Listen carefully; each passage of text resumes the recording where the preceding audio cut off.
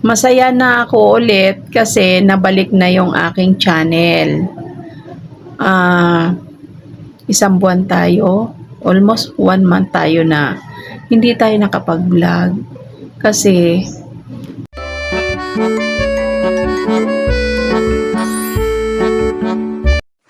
good morning everyone! Another day, another vlog.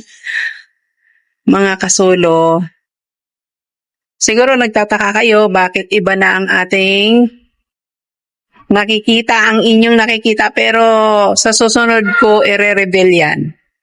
Sa ngayon, magluluto muna tayo. Samahan niyo ako sa kusina nating bago.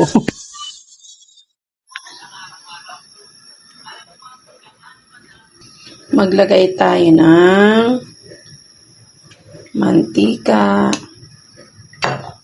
Ilagay na natin ang mauna ay luya.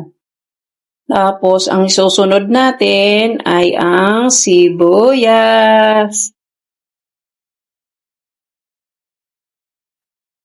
Yung luto natin mga kasulo ay adobo. Ngayon, sabi ko, yung adobo natin, ang gusto ko, parang gusto ko yung kalamansi ang pang-aasin. So, isusunod na natin tong bawang. Kasi yung bawang mabilis siyang masunog. Ano.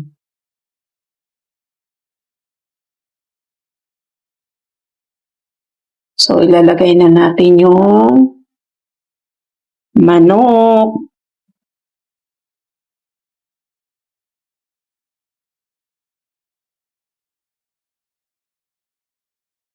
Habang ginisa natin, lalagyan natin ng patis.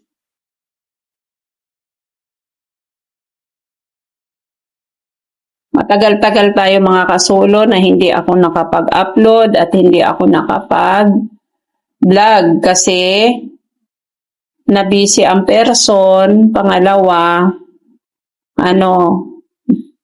marami tayong pinagdaanan. Pero lahat yan sa susunod na vlog ko, i-reveal ko sa inyo kung bakit. Ngayon, yung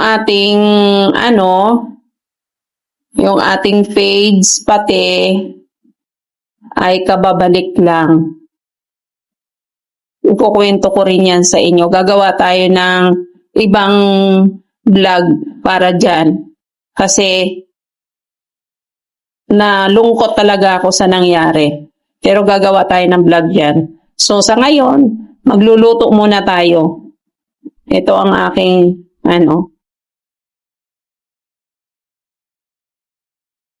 almost 1 month tayo hindi ako nakapag-upload. Ayan, mga kasolo, lagay na natin itong atay. Lalagyan natin siya ng atay. Sampadagdag lang kasarap dun yun. Saka masarap talaga ang may atay.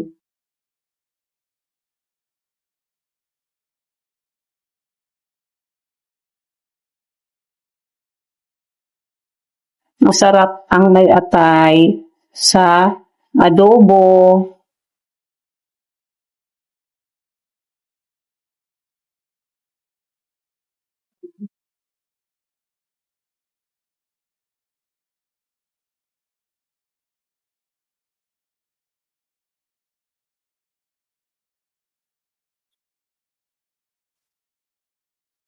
Nandoon, lalambot lang natin. So habang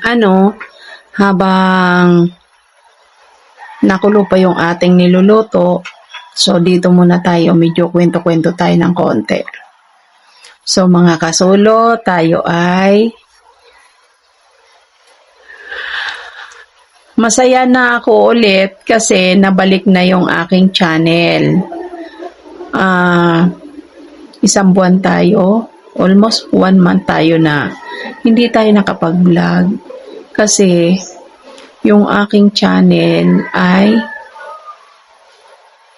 ni-review ni YouTube. So 1 week, almost 2 weeks ko siyang hindi ko siya nabuksan. Nalungkot ako kasi akala ko babawiin na ng YouTube yung aking channel. So, ang email niya kasi sa akin, clinose niyo muna yung aking YouTube kasi i-review niya. So, akala ko hindi naman ibabalik. Baka ako maraming violation ng aking channel. So, hindi talaga, mga kasulo, nalungkot talaga ako kung bakit. Ngayon, sa awa ng Diyos. Kasi nag-email talaga ako kay YouTube, nag-email ako kay Mita. Sabi ko sa kanila ay wala naman akong ginagawang masama sa aking channel. Sa awa ng Diyos, binalik na nila. Kaya natuwa ako. Kaya ngayon, ito na naman ulit tayo. Another day, another vlog again. Masayang-masaya na ulit ako at ang aking channel ay naibalik na. Nalungkot talaga ako mga kasulo. Akala ko hindi na maibabalik ni Mita kasi inisip ko talaga maraming violation yung aking channel. Sa awa ng Diyos, walang violation ni isa. Maayos naman kahit hindi ganong kagandahan at quality yung aking mga binablog. Pero sabi ni Mita sa akin, walang violation, okay. Ipagpatuloy ko ang aking pagko-content. So, babalik tayo ulit sa ating pagbablog, sa pagluluto-luto at kung ano man yung ating ginagawa. So, suportahan niyo ako mga kasulo sa aking journey sa ating pagbablog-vlog, ha? At dito naman mga kasulo, kasi nakikita nyo iba na yung mga surrounding natin, i-reveal ko sa inyo yan sa susunod.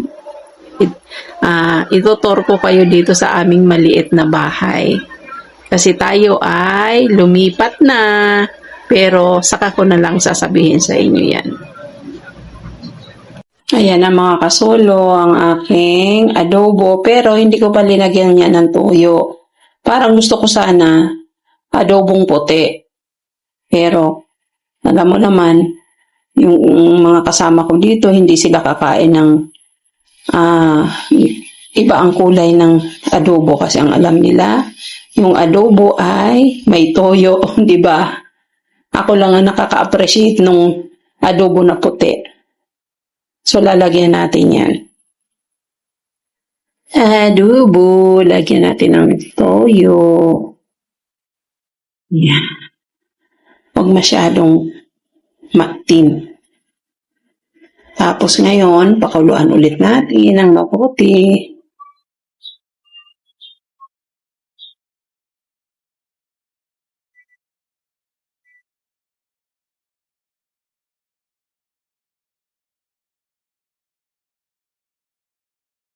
Lalagay na natin ang gusto ko kasi pang-asim kalamansi. Ayan. Kalamansi ang ating pang-asim. Tapos, ito, alam mo yung luto natin mga kasolo ay pacham. Ito mga luto natin. Hindi man tayo professional magluto. Kaya kung ano-ano lang ang ating luto dyan. Nasa sa inyo na yan, kung gagayahin nyo o hindi. Tikman natin kung ano ang lasa. Yan, pakuluan ulit natin. Ito, tingnan na natin.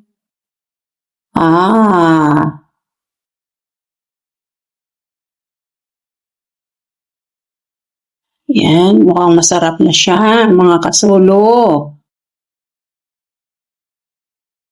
Yan. Nakaluto na ulit tayo. Happy!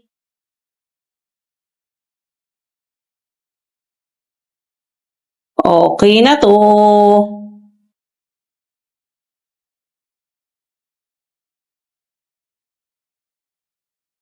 Yan. Yan ang ating pinaglutuan. Kainan na.